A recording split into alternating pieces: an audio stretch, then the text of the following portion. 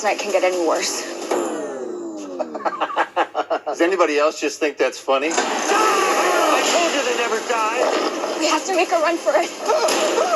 Exactly. Black Friday is over!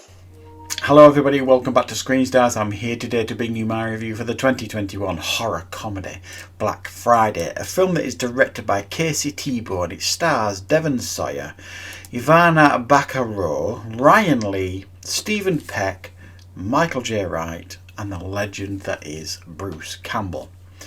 Now this film focuses on a department store in America on Black Friday. They are preparing for a mad rush of customers, and lo and behold, there has been some strange meteorites that have hit. And there's these creatures within the meteorites that take hold of human beings and turn them into crazed, zombified, mutated monsters. As you can imagine, this is a bit of a problem when it comes to Black Friday and this huge department store. And puts a spanner in the works, and all the workforce at this department store have to fight to stay alive. Right, what are my thoughts on Black Friday? Well, this is one of those utterly quite disposable but hugely entertaining horror comedies. It's got a very simple story, which is fairly clever really. It doesn't need to be complicated.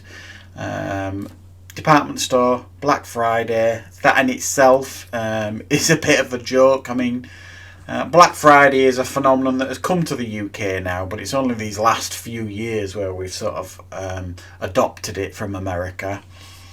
And you know, it's people rushing out to buy products that stores want rid of anyway, so it just seems like a bit of a mad concept to me, but everyone loves a sale, I guess. So they kind of have a few pops and a few jokes at the whole Black Friday thing here. The idea that people are just zombified and going diving into the sales and all this kind of stuff. So the whole thing is like is very meta and it's very tongue-in-cheek, and it's pitched in just the right way.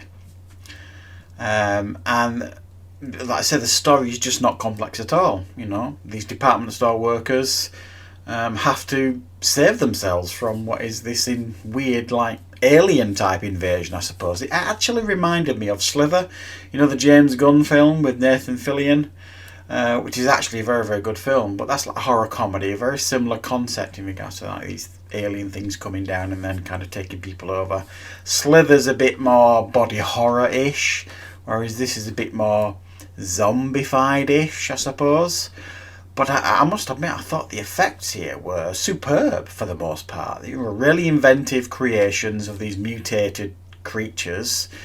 And I had a lot of fun with this film, I'm not going to lie. It's certainly not going to be one of these that is going to be regarded as a classic. It's got a shot at being a cult classic, I think. And that's mostly down to the charm of the cast. I think everybody here does a wonderful job. Arguably Devon Sawa, who leads the cast, is the least interesting of the bunch, but he's more of like a typical heroic character, I suppose. You've got your usual, you know, Michael J. White plays the tough guy, obviously, so he's playing to type there. You've got Ryan Lee, who's like the germaphobe, and you've got Stephen Peck, who's like the team leader type character that's gone power hungry, treats everybody terribly. And then you've got Bruce Campbell, who's the manager of the department store, who well, let's be honest, Bruce Campbell's an absolute legend, and he, regardless of what film he's in, he improves it. He's always and really enjoyable to watch, and this film is no exception at all, and he's in it a decent amount as well, to be fair.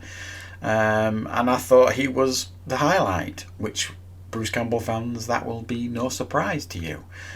He's definitely the highlight of this film. So there's lots of fun to be had. Yes, it's incredibly silly, but it's quite violent. There's quite a bit of gore going on here.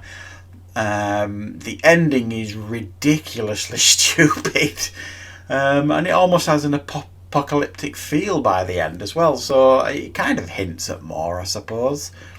But if you're wanting really quite forgettable and disposable horror comedy that does everything, does its job and does it well. You could do far worse than this. And you know, the holiday theme of it, you know, doesn't do it any harm at all. It's actually the perfect time of year to release it, because guess what? Black Friday is almost amongst us. I mean, they're already selling things in the UK claiming it's Black Friday sale. Well, I'm not sure if is it the 26th, the official day in the UK for Black Friday? I'm not really sure. And the only reason I am interested is buying things online that you can get cheaper for Christmas for people. I certainly wouldn't be rushing out to stores on Black Friday. So, like I say, it's very tongue-in-cheek, very meta. It's poking fun at the whole Black Friday concept. And fans of you out there who like, you know, body horror, zombie horror, like alien mutated creature type horror, you'll have a lot of fun with this. This film is at its weakest when they actually slow the action, slow the gore, slow the violence down, where some of the characters just get a bit talky and it all gets a bit political, you know, in regards to the inner workings of the workforce. You know, some people don't like that person and this person doesn't like that person, and you got all this political stuff going off. That's when the film is easily at its weakest. But for me, I had quite a lot of fun with this film. I found it quite entertaining, and it's a film that, you know, horror fans I think will probably get an awful lot from, because there's a lot of fun here to be had, and it knows exactly what it is. It's very, very self-aware at the same time. So I'm actually going to give this one a 7 out of 10. I'm feeling pretty generous, but that's because I had fun watching it. And it doesn't pretend to be something it isn't. So thank you very much for watching. I hope you enjoyed this review, and I'll be back with plenty more reviews and content on the channel very, very soon.